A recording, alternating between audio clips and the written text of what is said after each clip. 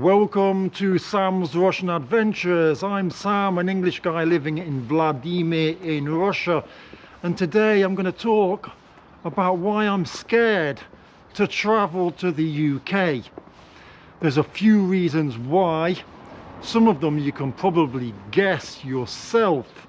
Having lived in Russia for over 20 years and being a Russian citizen, I now fear more than ever what it can be like, or what it probably will be like, for me to travel back to the UK. I'm warned all the time, Sam, do not travel back to the UK. If you do, well, you're going to be in a world of trouble and in a world of shock as well. So that's what I'm going to discuss today. I don't know if you can see up there, but we've got a witch, look. We've got Baba Yaga, I think, on the roof, look. So I used to have an apartment in this house here. My apartment was on the very top floor. It was the penthouse. It had no windows in the side. You can't see it from here. It only had windows in the roof. Actually, that would probably make a really good video, wouldn't it? Me going and revisiting all the places that I've lived in Vladimir. Maybe we'll do that. I remember this location here because inside this house lived a guy that the BBC interviewed and asked him trick questions when they came to Vladimir to film life here. 3 years ago, the BBC came here.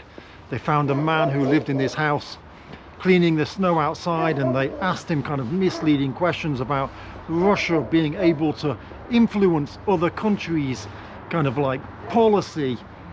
And obviously they recorded him and then said, look, this is what Russian people think, that Russia should be able to decide what smaller countries should or shouldn't do. The BBC then went on to go to our market. They found a couple of old women selling food, and they kind of showed that as a representation of how people live in our town. Pretty shocking, really.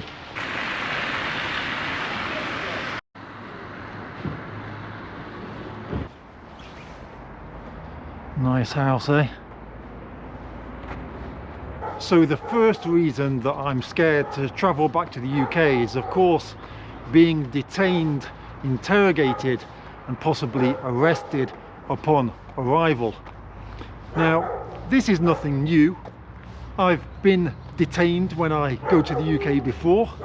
When I go to the UK and I scan my passports, the gates don't open, and then I'm met by somebody, and this is normal.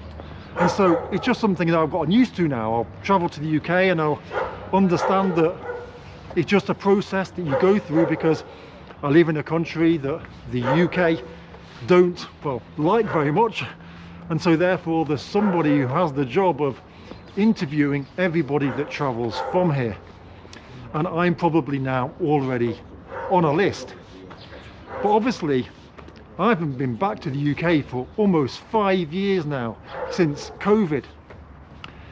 And a lot has changed since then. A lot, I guess, more focus is now on Russia, on people living in Russia. They have these new laws that they're bringing into place about people that are associated with the Russian government. And so therefore, yes, I'm pretty scared about what will happen to me when I go back to the UK.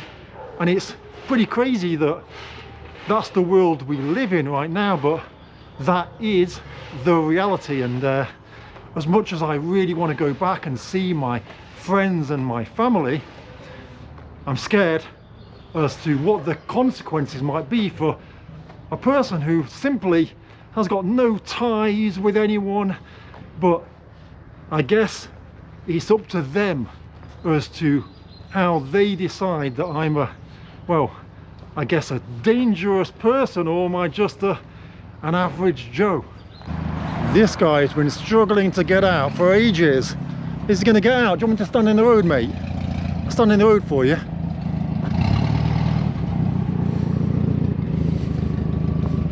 So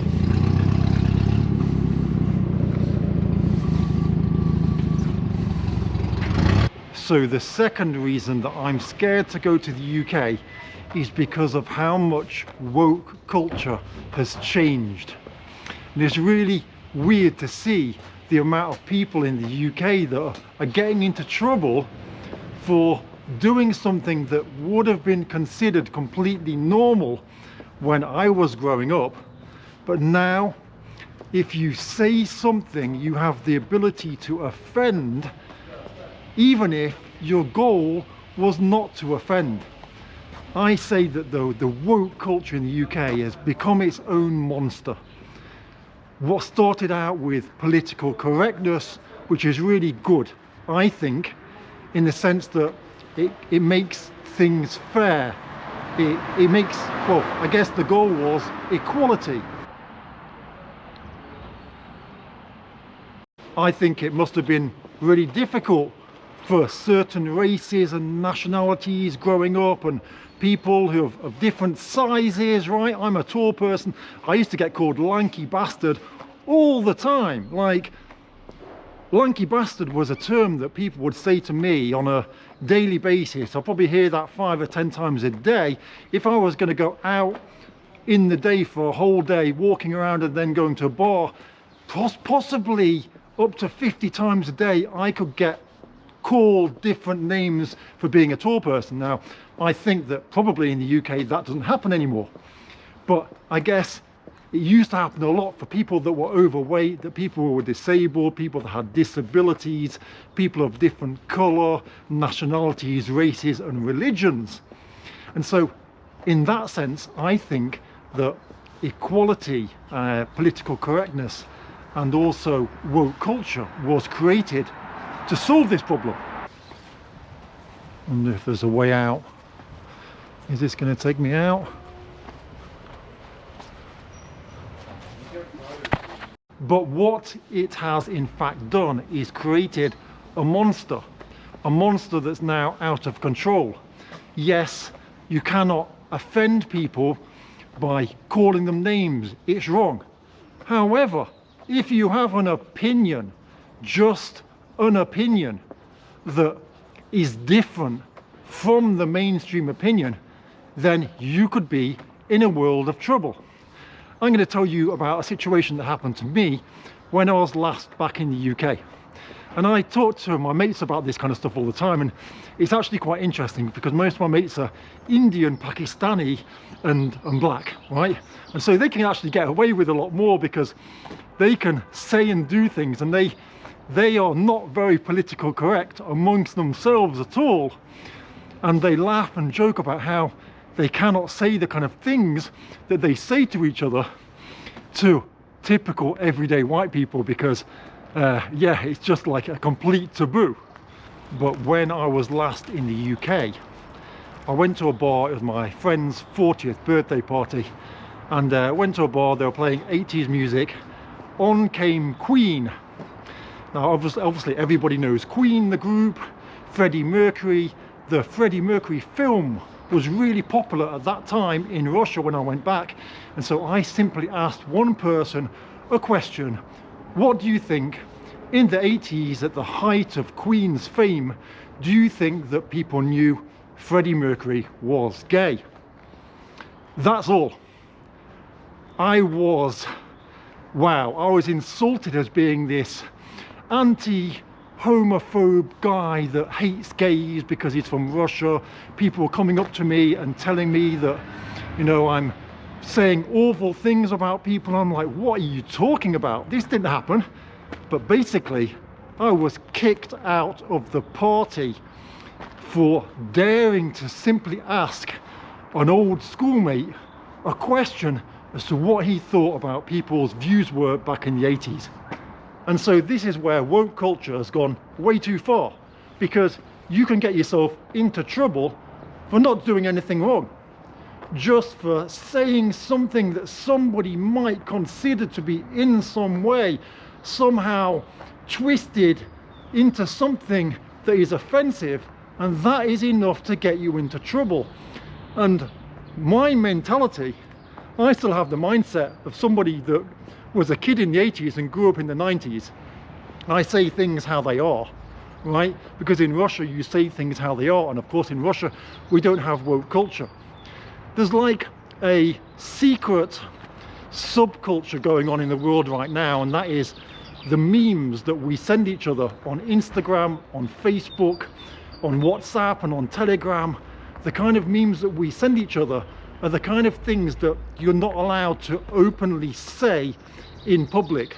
It's like this secret underground world that all men do, I'm sure. We all send each other these stupid memes based on things that we think are just ridiculous with regards to today's society, that you're not allowed to say in public, but you can say to your mates on the quiet, and you can all laugh about it and talk about how crazy it all is. But then when it comes to real life in the open, you could never say or do any of those things. What's happening here? Let's see. Looking for work, got an advert for different jobs. Point number 3 is the open promotion of LGBT culture. This is going to be a really weird one for me because, look, I'm from the UK, and obviously you've always seen a couple of dudes walking around holding hands or kissing or whatever. But these days it seems like the narrative or the agenda is to promote it as much as possible, which is just really weird. Okay, for me, how to say it, right? How to say it so I don't offend people, because this is the thing.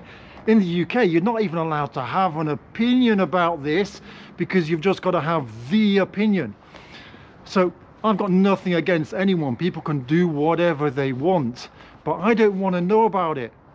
It's enough already in contemporary movies and series that, you know, you watch an amazing episode, you think this is really good, and then for some reason 2 men have sex, and you're like, why did that have to be in there? Why did I have to see that? That's just really weird. And so that's already happening. And with us, with the Russian guys, right, we'll go to the banyo or whatever, and we'll talk about, hey, did you see that series? Yeah, it's really good, but why did they have to put that thing where the man would suck the other man's whatever? Just weird, right? Why do you have to have that in the film? And so I'm like Jurassic Park when it comes to this stuff. You know, in Jurassic Park, I'm like, wow, a dinosaur. I'm the same when it comes to like LGBT culture. And so I'd be in the UK, and everywhere I turn around, I'm like, oh, men kissing, oh, men kissing, oh, just weird, right? I'm not prepared for that. And I think it's going to be shocking for me, because obviously you're not supposed to react in any way, are you? It's supposed to be completely normal.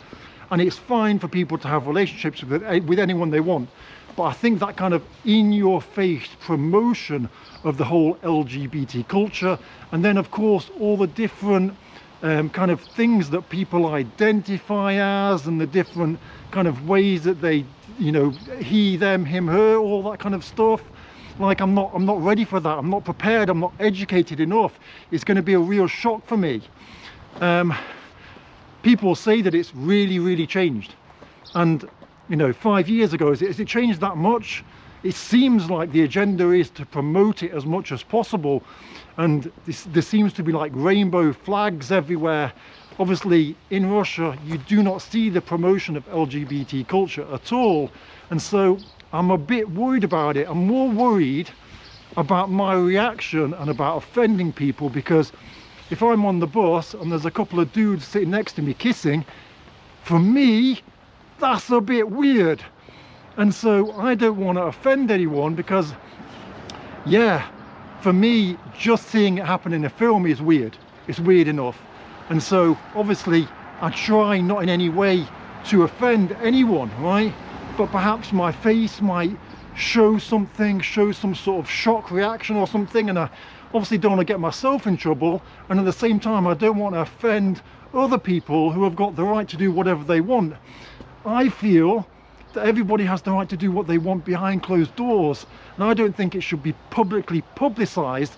But then I'm also not allowed to have that opinion in the UK, otherwise I'm anti something, and somebody could be offended, I guess, somehow. And yeah, you're not allowed to have an opinion, are you? You just got to agree.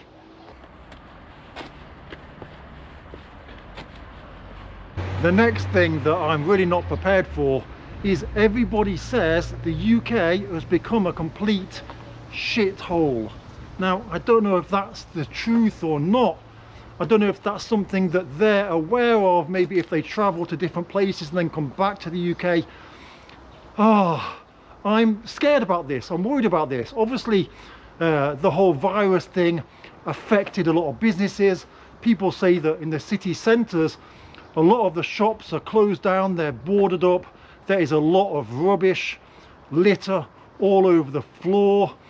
It just kind of looks like a really kind of bad, almost post-apocalyptic in some areas. Now, obviously, we've all seen on the news about the different local governments being bankrupt and the inability to collect the rubbish that has been piling up in Birmingham, and that scares me. I don't know if I'm prepared to see that. I don't know if I'm ready to see that, to see the UK in a completely different light, because Russia also obviously has its problems, but Russia, you always feel that Russia is progressing. Russia, things are constantly being built. We're constantly moving forward. Whereas in the UK, the general attitude is that the UK is a place in decline. And I don't know if I'm ready to see the places that I once loved, the places that I've been to and really have fond memories of, suddenly changing in front of my eyes, right, and becoming a kind of horrible place. I love walking down these little driveways. I'm guessing this place here is abandoned now, although it might not be, right? You have no idea at all. Someone could be living there. The next thing that I'm scared to witness in the UK are the negative effects of mass immigration. This is a weird one for me because, as I've said, all my friends in the UK are second generation or third generation immigrants, and so I don't care what race or creed or religion a person is. However, even those people who I'm friends with who are second and third generation immigrants, they tell me about the negative effects of the crazy influx of immigrants.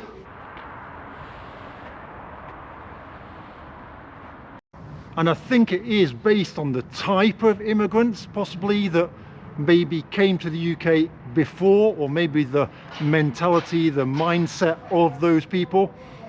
My friends' parents and grandparents, when they came to the UK, their goal was to try and integrate. And so we had lots of people that wanted to integrate and be accepted. Whereas now the general feeling in the UK is that a lot of the migrants that are arriving in the UK do not want to integrate into British society. Now, obviously, that's a very sweeping statement. It is wrong of me to say that all the people that emigrate to the UK or people that just want to use the UK for what they can get from it, and they don't want to really live there and they don't want to accept British traditions and values. But that is the overall kind of painting that people have been painting into my mind based on those who live in the UK and tell me what it's like there. And so I'm kind of afraid to see what that will be like, and I'm also afraid to see the kind of rowing fractions of people who are either against this new wave of immigrants or they're for it, right? I'm scared to take sides, I guess, but at the same time I'm very interested to go out and to ask my friends who I've said are second and third generation immigrants to see what they think about it, because it'll be interesting to get their opinion as to how they see the kind of future of the UK based on the fact that they're from immigrant families. Look, I've got a church here and the sign says that it's open, so I want to go inside and have a look. I've never been in this one before. So here, look, we've got the Russian flag, we've got the Romanov family, and wow, this was the last Tsar of Russia, look here.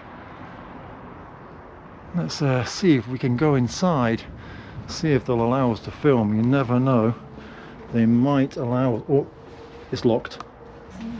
Спасибо. It's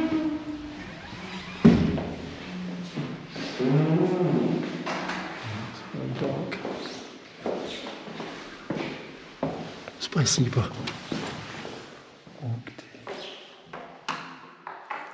Wow. Check it out.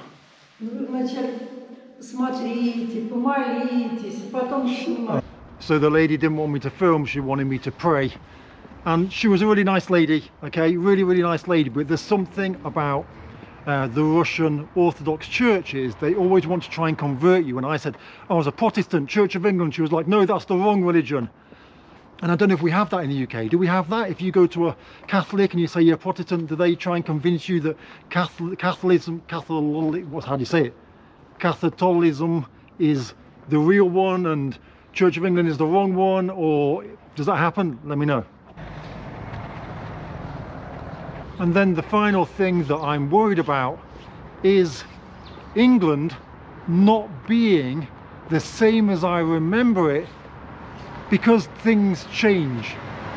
Now, obviously, I've already talked about things generally changing in the UK, but what I mean is, when you move to another country, you remember things as they were, and then you go back and all the people you know have changed.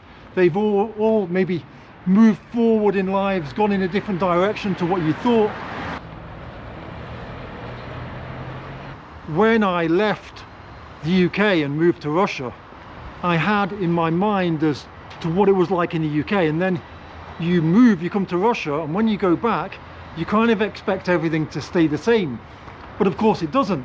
Your friends move forward. Some people change addresses, change jobs, get married, get divorced.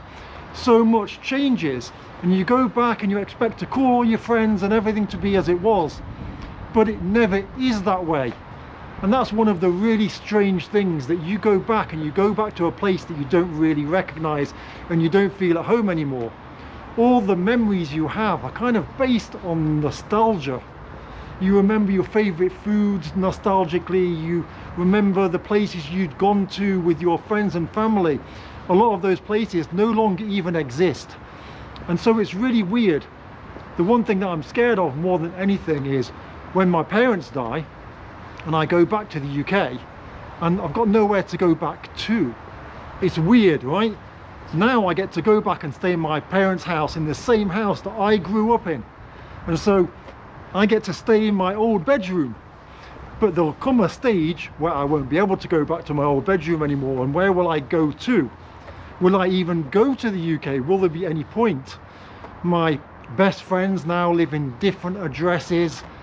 A lot of them don't hang around together anymore. They're not friends anymore. And so it's all a bit strange. I usually, want to go back and I'll find out that my favorite restaurant has closed, or my favorite shop that I used to go to is no longer working, and things like that. It's all very strange, and that's what I'm worried about more than anything. But at the same time, when I go to the UK, I get to experience the UK as a foreigner, which is very nice. It almost is like going to the world of Harry Potter. If you're not living in the UK and you don't have to worry about the kind of UK problems, then you can experience and discover the UK with a completely different mindset. And so I get to go to little quaint tea shops and little nice little book shops in villages and stuff like that. Things that I probably wouldn't really have appreciated in the past, but I do appreciate a lot more now. And so there's good and bad. Of course, I'm fearful of all the things I talked about today, but hopefully nothing bad will happen and everything will be okay. Let me know in the comments what you think. Should I come back to the UK and risk coming home, or should I just stay in Russia? Looking forward to your comment. See ya.